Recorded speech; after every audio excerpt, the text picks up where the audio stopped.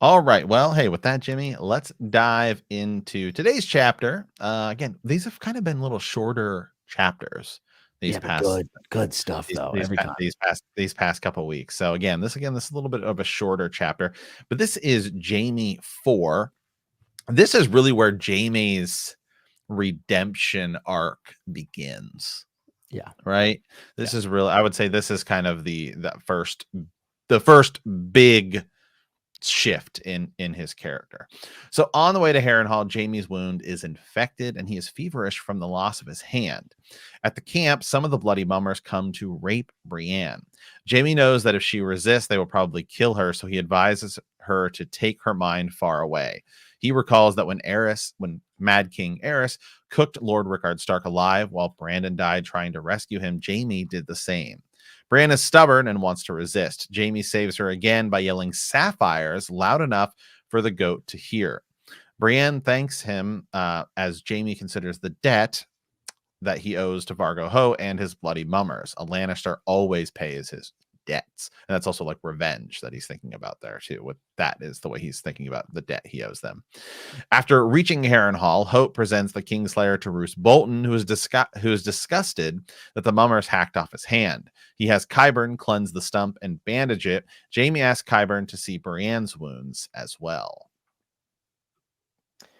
yeah. Big chapter for Jamie, and like you said, this is kind of this. I would say this is the first definitive step of the redemption arc. However, George R. R. Martin has done a really interesting thing by choosing to get inside of Jamie's head in this book and showing us the other side of some of these things that we've heard him accused of, or what was wrong with him from Ned Stark's POV. And we've talked about that before, of like George choosing, which protagonist he wants to follow to explore that POV and give us new information.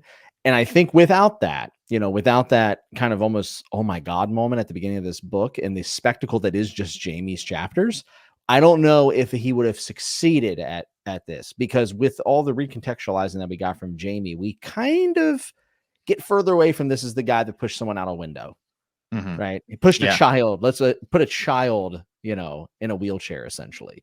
So this is the first step, but George did a lot of heavy lifting prior to this chapter to get him in a position where we could accept this first step, I think. Yeah. And going off that, there's a big difference between Jamie and the show and the books in that in the show, we see Jamie far more than you see him in the books. You don't even see Jamie Lannister that often in the books in the first two. And then he doesn't even become a point of view character until the third book.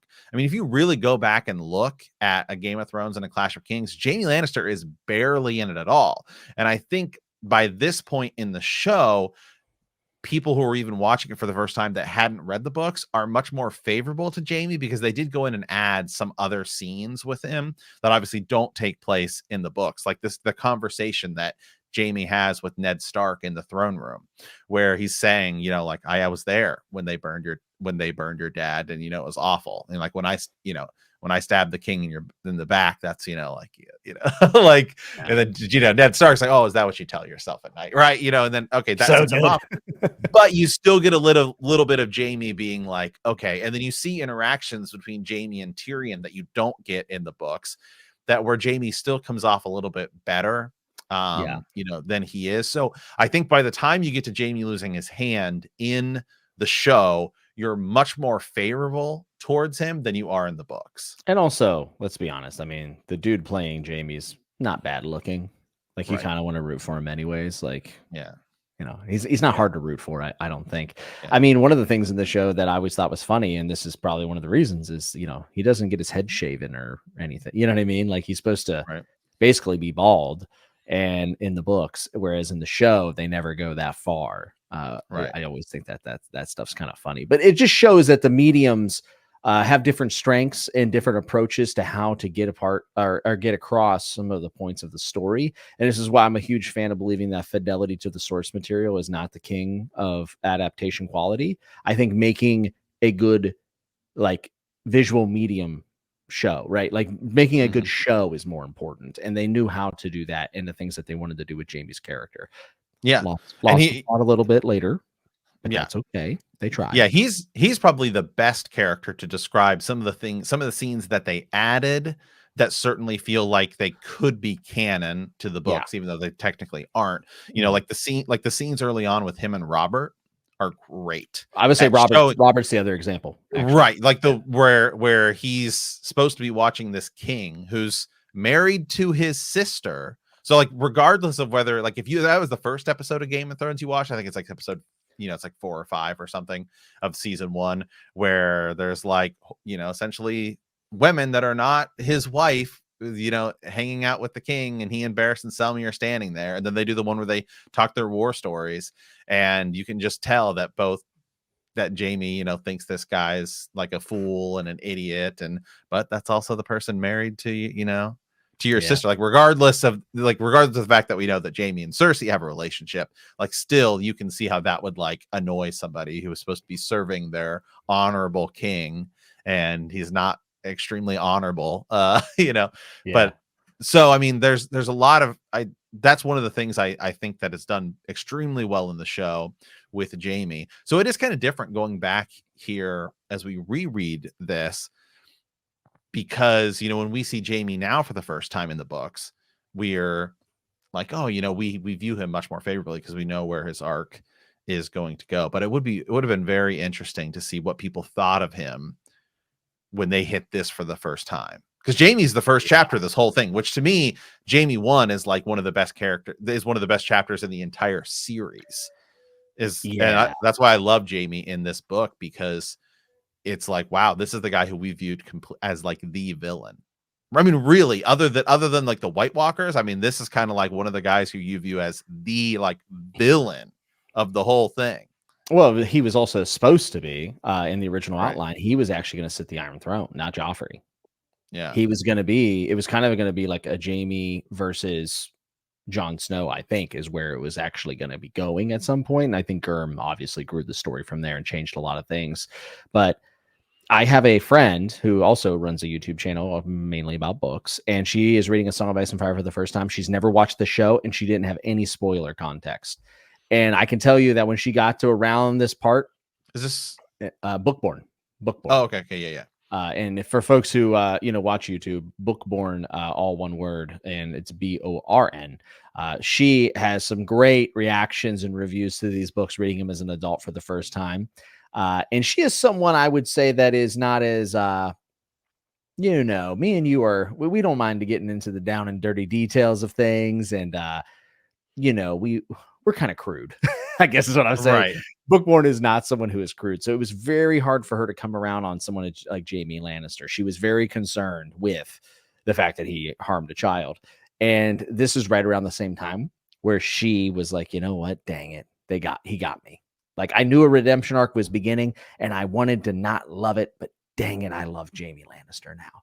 And it's been a pleasure to watch her go through it. By the way, she read Feast for Crows and loved it, which I think is just makes me so happy because I love Feast for Crows. We should have her on, actually, once she finishes book 5. We should definitely have her on. Yeah, you want to reach out to her and bring her on? Yeah, absolutely. It's always so fun having someone reading for the very first time and post show that's never seen the show. It's just a crazy rarity nowadays, because that will happen more often though, because you're right. Now that we're more removed from it, you'll have people who are younger getting into the series. Yeah, and there will also be people who watch House of the Dragon and people who watch Dunk and Egg but didn't watch Game of Thrones.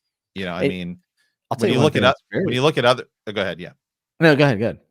Oh, I was just going to continue on, like saying, you know, as you go through that, there's always people that watch like the successor show as their first show, as opposed to like the original.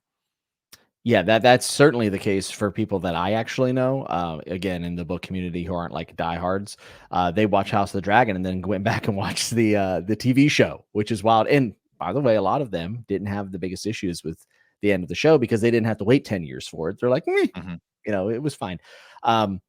You're right that there are going to be more and more people who haven't experienced the show and don't know exactly what it is, and they're going to be able to read the books for the first time. What I find interesting is that a lot of the people, the very few people I know, but the majority of those people have read the books first before the show, even though the show's out now, don't have interest in the television show.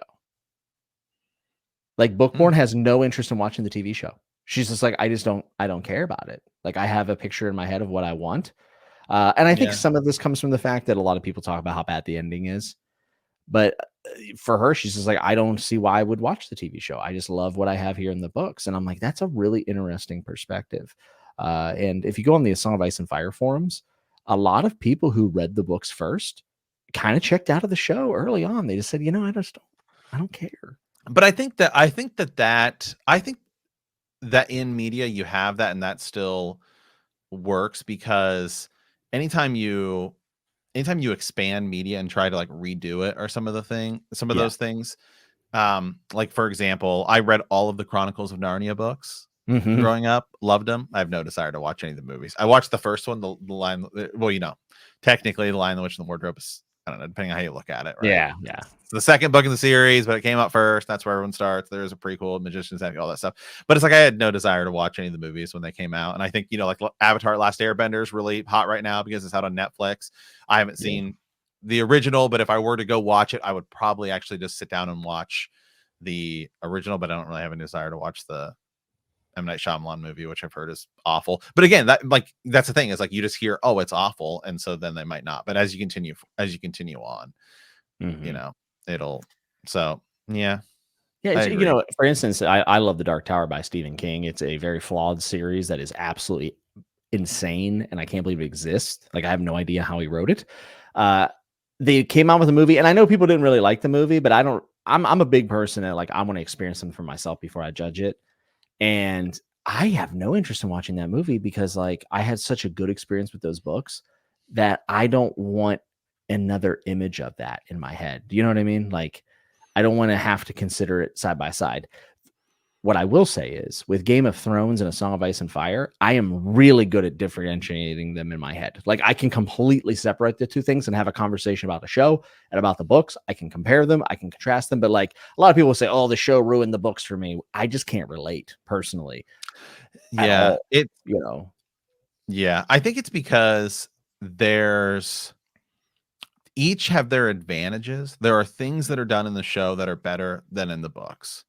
And there's also enough differences in the books to where they feel totally different, Yeah. but it's not so big that it doesn't feel like it's drastically different. Like at the same Mhm. time, it doesn't feel as far off because it follows that thread. And then of course, I think with Game of Thrones, the biggest thing is that of course the books aren't finished. So it's not like we like, Yeah. so that's where it's like we don't know what the books are going to be like. And that's what still makes it like it's the speculation on it, because we're like, we don't know how it's going to end. And so we don't know what those threads are going to be. Yeah, until it's ended, there's going to be conversation to be had, but there will also be threads that will forever remain open. Even if he released books, 6 and 7 today, there would still be threads open because of the nature in which George writes, which is why he's one of my favorite authors, if not my favorite. Uh, I think one of the things that I do like, I will say this, that I do like about the visual mediums, adapting material, is that I am not a very image driven reader. Like when you read, Matt, do you imagine everything? I don't actually, because I only do audiobooks, I have that piece going on. Mhm. And so I mean, I am sort of envisioning the world as it's happening. Yeah. So I have a problem where I can't visualize very much, if anything. It takes a really like special circumstance for me to be able to picture things in a book. And this is not a common thing, I guess. Like I'm part of a smaller group of people who do not visualize as they read. And it sucks, by the way, because like I wish I could see some of these scenes that I read. I just can't put them together in my head. What happened for me is the show actually made reading a little bit more fun because I could imagine the show veil and then I could add on to it. Like it gave me a base of which to then imagine. And therefore, even though the descriptions of like Winterfell in the books are way cooler than what we got in the show, I can build off the base from the show and then make it even more fantastical in my head. And it's like a jump start that my brain needs for imagery. So in a very specific case, like that's one of the biggest advantages for me of seeing it on screen. So Yeah, selfishly, I love that aspect. I agree. That was probably like me with Harry Potter, was because I watched the movies and then went back Yes. and did the books. It was That much was easier. whenever I realized actually as a kid that I didn't visualize why I read. I read Harry Yeah. Potter and that first movie came out and I was like, wow, I didn't imagine any of this stuff in my head. I just read the words on the page.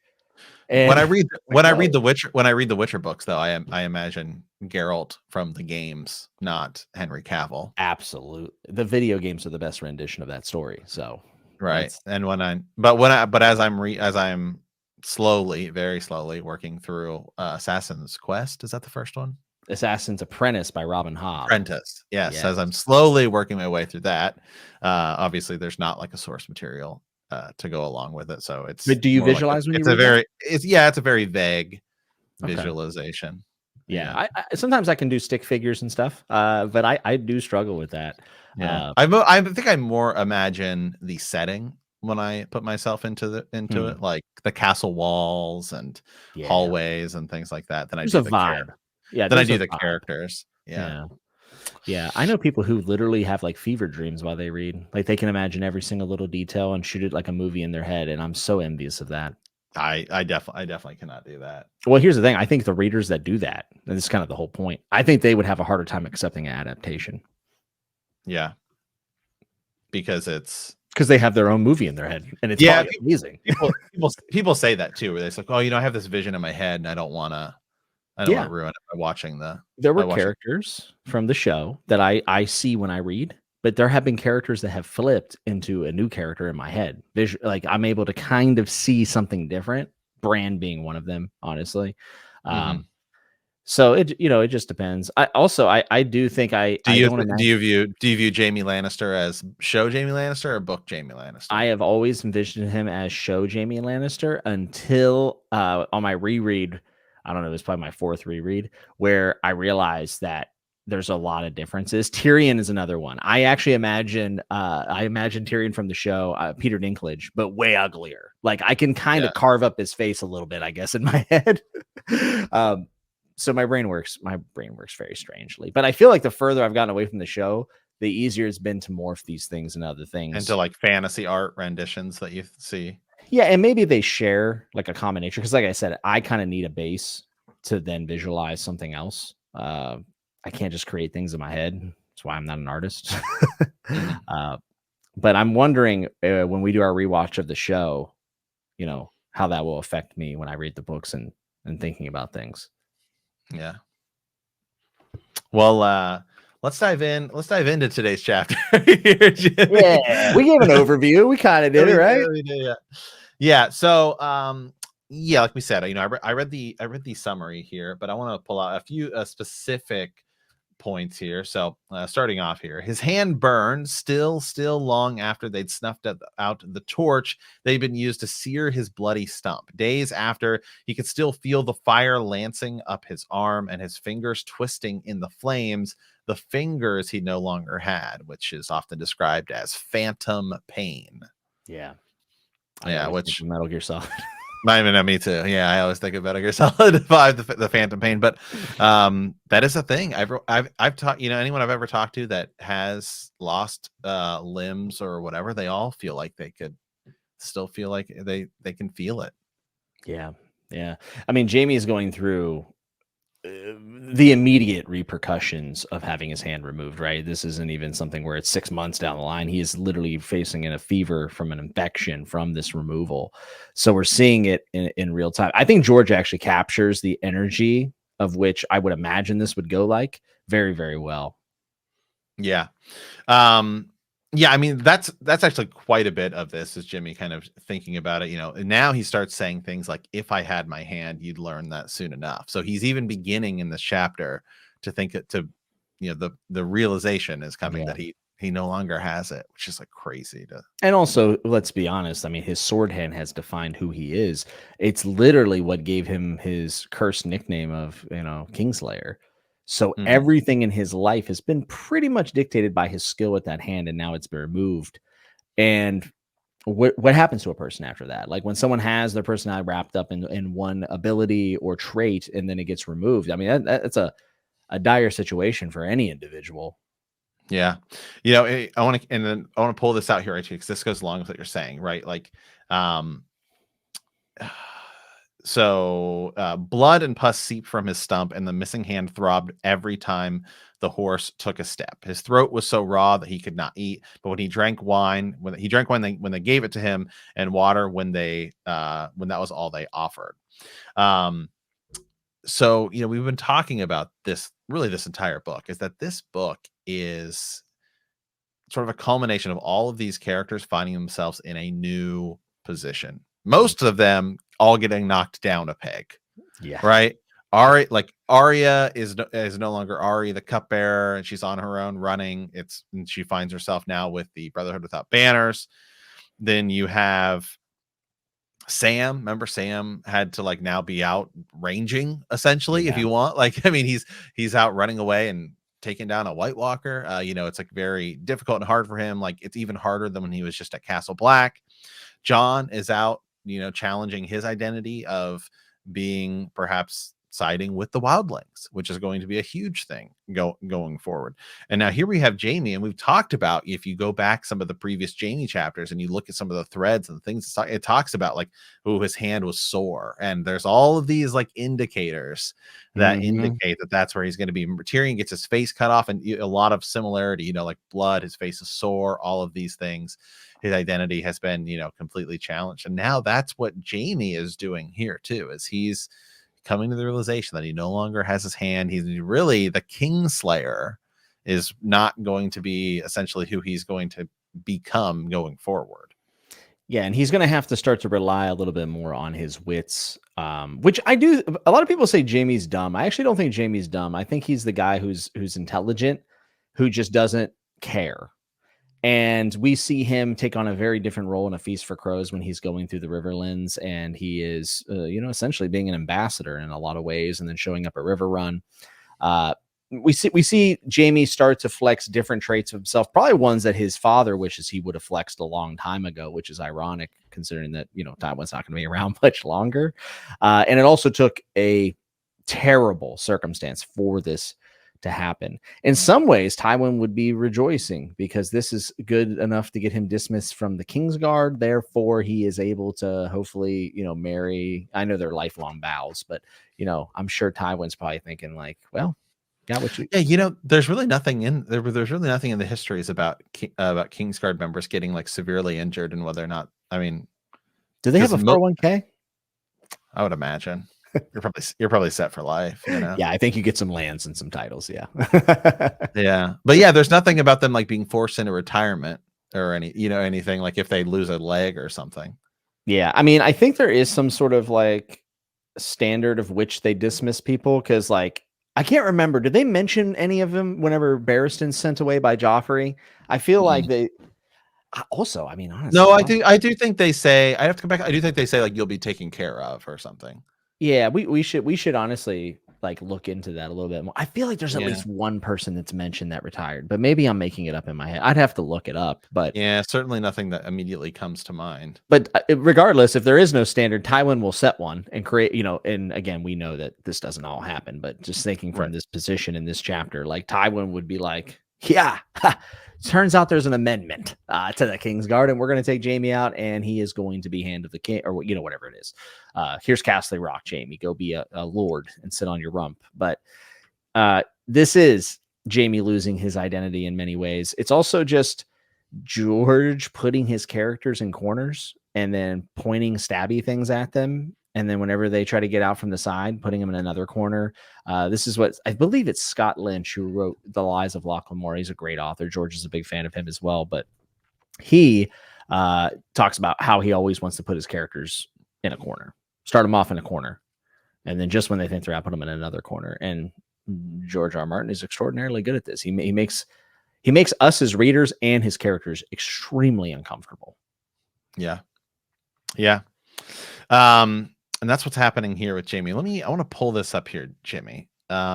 So this is Jaime is sort of looking up at the night sky here. So Jaime lay on his back afterward, staring at the night sky, trying not to feel pain that snaked up his right arm every time he moved it. The night was strangely beautiful. The moon was graceful crescent, and it seemed as though he'd never seen so many stars. The king's crown was at the zenith, and he could see the stallion rearing, and there the swan, the moon maid, shy as ever, and the half hit and shy as ever was half hidden behind a pine tree. How can such a night be beautiful? He asked himself. Why would the stars want to look down on such as me?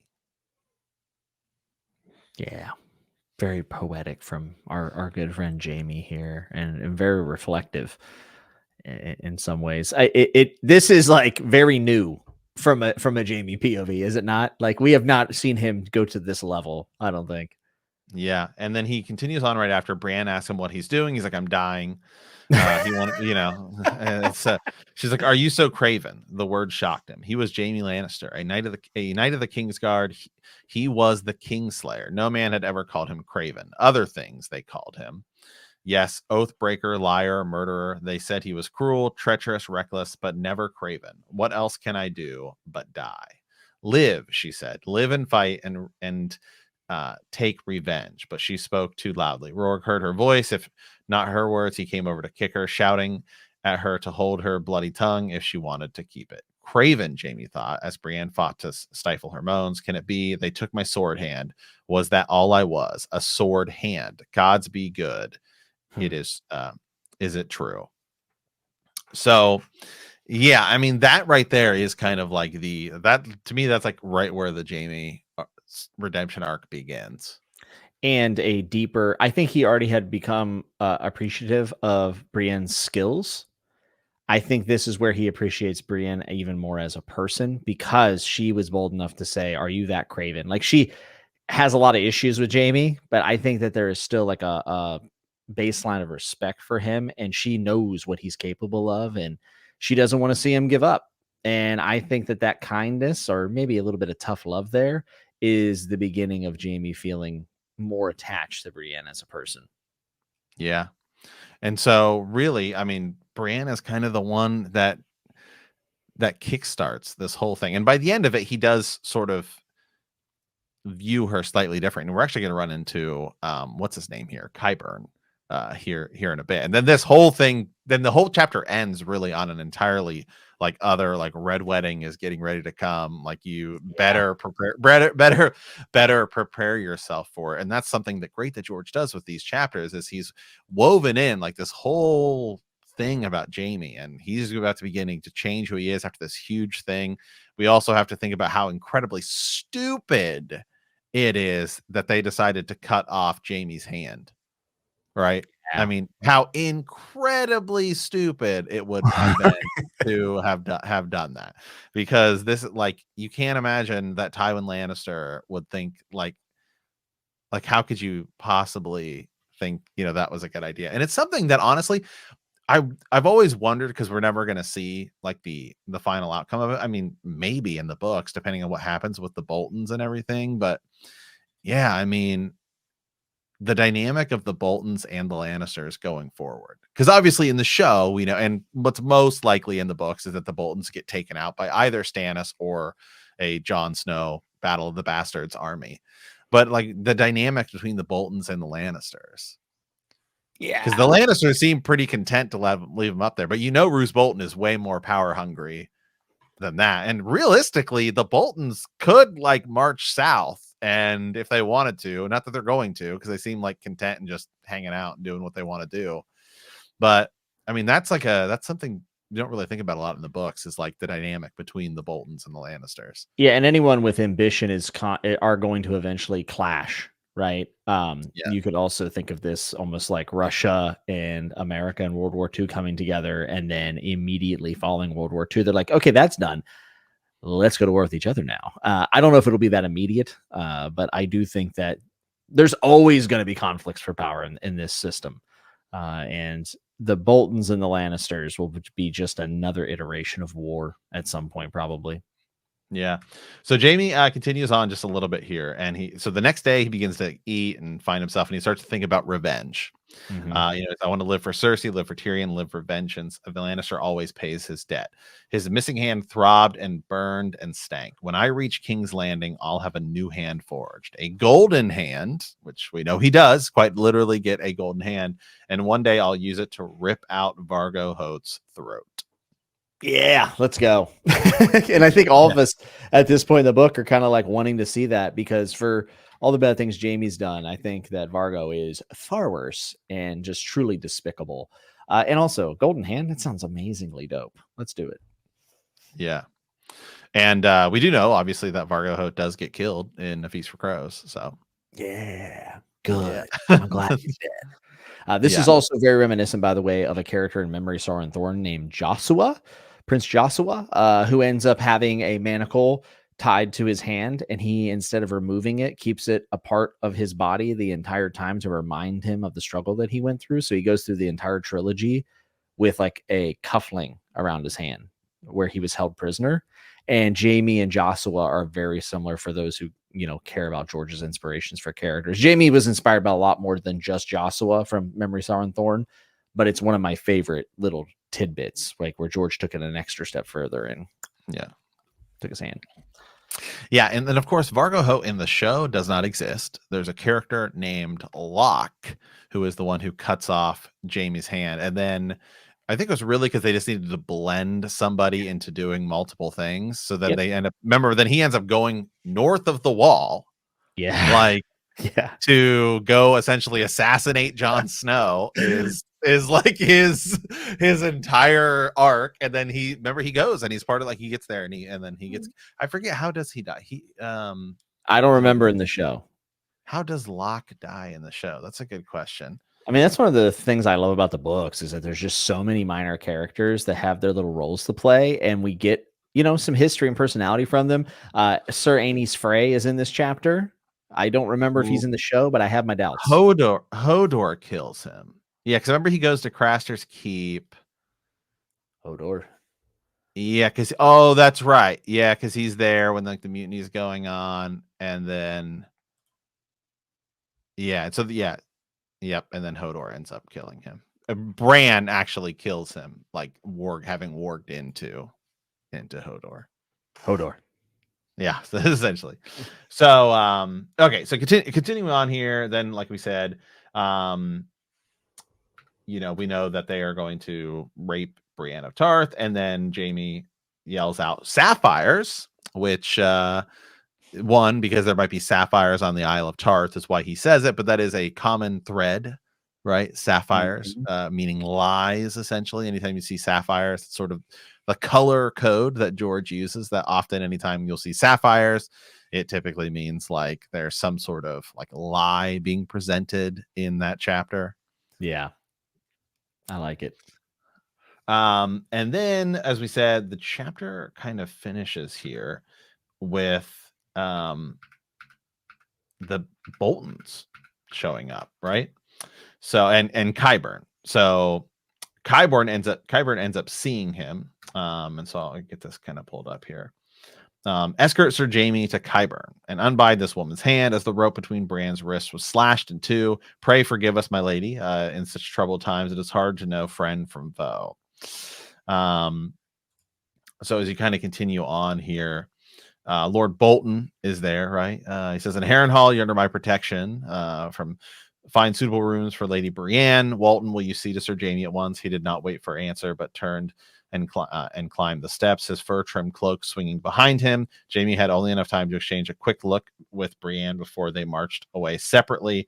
And then Qyburn comes in, and this is where we meet him really for like the first time, the weird guy who's going to resurrect the mountain. And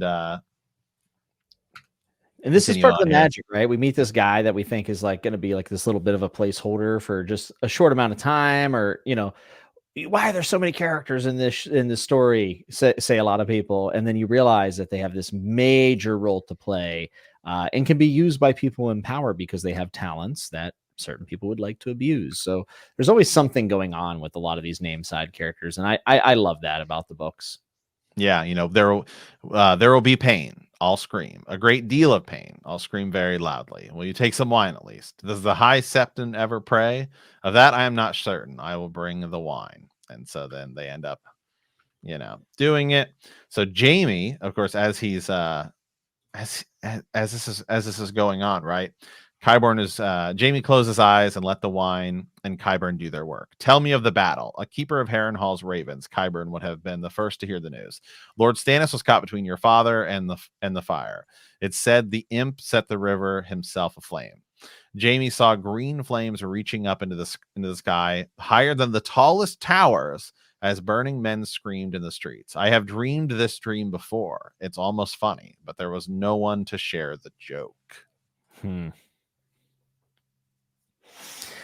Yeah. I mean, I feel like a lot of this feels like a fever dream in many ways, and like the way it's written is very like what's the word I'm looking for? Kind of like a fleeting, I guess maybe would be the way I would describe it. Yeah, I mean, is it a green dream though? Quite literally, is a dream. Hey man, about green flames. Jaime has dreamed before this point about green flames as well.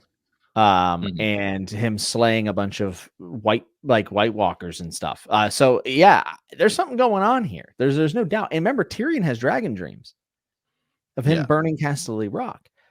There's something going on with them, with these Lannister dreams. And then this, by the way, plays into what me and you have been talking about for a long time, is that we call these green dreams, we call them dragon dreams, but really maybe it's something bigger and more general. And it doesn't actually matter if you have Targaryen blood. It doesn't actually matter if you have green seer blood. It's actually just something that is a fact of this world that they don't understand and then give it names. Yeah. So with that, do you think, when Jaime was also looking up at the stars, thinking about what's going on with him, and then here he's dreaming about the potential, like the wildfire, right? In King's Landing. I mean, for him, it could just be like PTSD about like burn them all. Without a doubt, it could be. Yeah, it definitely could be. I mean, and this is something that, one, it moved him to action against the Mad King, but it's also something that he thinks about constantly and sitting there and watching these people be burned alive, right? Like, it was a traumatic event for him, clearly. Yeah, because I will say that I think Jaime's role going forward in the books is going to be much more involved than his role in the show was. In the show, his final fight is with Euron Greyjoy, which could happen in the books, by the way, but it obviously be way more epic since Euron Greyjoy is like way more hardcore in the books. Like they're not even like washed up on shores. Like, I've always wondered, I killed Jaime Lannister. Yeah, not even remotely close. Because Jaime is training to use his other hand, and he's still one of the people he's still one of the potential like Azor Ahai candidates. For if you don't think that it's going to be as simple as Jon Snow, and Jaime is the Kingslayer. So will he slay a Night King? Is always been sort of the view around Jaime as potentially the person to do it. Yeah, absolutely. Could it be? Maybe, possibly. I do kind of enjoy the idea of him killing Euron. I don't know how exactly we get there. I'm also a really big fan of Sam being the one to kill Euron because of all the Sauron imagery and a arrow through the one eye and all this other stuff. But Jaime definitely will have a bigger role to play, I think, in the bigger aspects of the story, not just relegated over to like a enemies turn lovers and then betrayal situation. Like, I don't see that happening. Yeah. So, and then it ends here. I just want to bring it up here with they're going to put leeches on Jaime, and they're talking about the Leech Lord and Roose Bolton. So we'll end here a little bit with just talking a little bit about Roose Bolton. Jimmy, we talked about this when we hit the Arya thing, and I think I was going back and seeing what other people had said about this as well, like on Reddit and things. With Arya, why didn't Arya say anything to Roose Bolton, who's her father's bannerman at the time? And a lot of people were saying, from what I could find in the comments and everything, that Arya was scared, and she's a little girl, right? And she, so it's easy for her to not trust this guy who's got like weird eyes and doing stuff with leeches. So even though it might be, there's other people around her too, like that she was scared of, like with, and so. Here though, as a reader, and Jaime Lannister is meeting up with Roose Bolton, yes, who we still know is one of House Stark's companion, so supposed to be their bannerman. I mean, this should be like the indicator that something's not right with House Bolton. Well, that, and also I think there is a large anti-Stark history from House Bolton. Like in the history of it all, I think that Boltons have been, they don't outright commit any sort of treason or betrayals, but there seems to be a feeling that the Boltons are a little bit anti-Stark in general. But I will say this, there is a ton of imagery for the Red Wedding here. There's a passage that says, Lord Bolton holds this castle. The Boltons are bannermen to the Starks. The Boltons skin their enemies. The banners, Brienne observed, flayed men and twin towers. See, King Rob's sworn men. There, above the gatehouse, gray on white, they fly the direwolf. Jaime twisted his head upward to look. That's your bloody wolf. True enough, he granted her, and those are heads to either side of it. So we're getting this idea of this imagery of Freys and Boltons, a bloody wolf, decapitation, like all these things. And it kind of shows the fact that, remember, Rob's going to get his head chopped off and sewn onto the direwolf. Or I'm sorry, the direwolf's head will be put on Rob's body.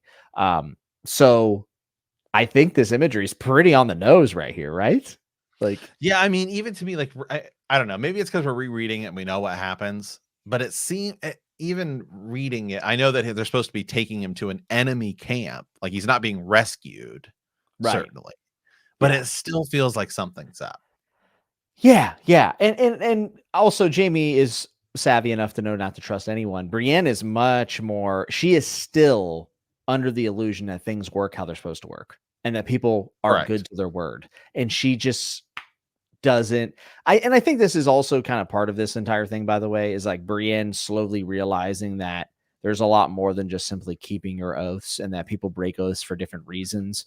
Jaime being one of them. And then you see people like Rob's bannermen, obviously the Freys and the Boltons, which, by the way, Robb Stark also did not keep his promise. So Brienne is now being exposed to the way things actually work, which is why this is such a huge moment for her, but also Jaime, and really his savvy. Yeah. I was trying to see how many chapters we were away from the Red Wedding, but I think it's still a couple. Yeah, we're still a little ways away. Yeah, because it feels like it's ramping up here like very soon, but no, it's still a ways away. But okay, all right. Well, yeah. Any final thoughts here?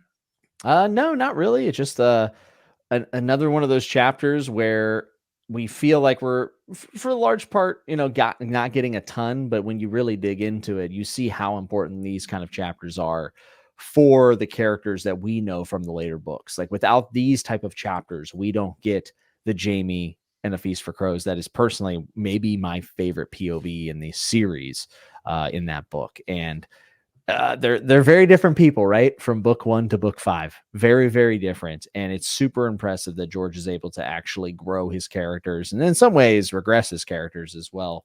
And just another banger, man. Yeah. All right. Well, hey guys, with that, next week, Jimmy's going to be gone. I'm going to do like a solo episode diving into some Ravens questions and comments. You guys have been leaving a ton of comments over on TikTok, which, hey, might get shut down tomorrow. So, maybe I won't be because it'll be shut down. No, I don't think. There goes all the growth that we've been saying. Yeah, pretty much. No, I don't think it's getting shut down. The House did vote today to pretty much unanimously force it to sell. That's what they just want the money. That's all they care about is they just don't like the CCP accessing the data, but they don't like that they're not making money off of it, so that's certainly part of it. Money's always at the root of things. For sure. So anyway, but and then after that we will be back doing House of the Dragon season 1 episode 1 with our rewatch. So with that, guys, as always, want to thank you for playing the Game of Thrones. At our next episode, like I said, that'll be the way we're doing. I'll be back diving into some Ravens. Yes, and if you like this podcast, don't forget to subscribe, like us, write a review, leave a comment, or send us a raven at btkcast@gmail.com or bendthekneepodcast.com. We'll see you next time, and remember that winter is coming.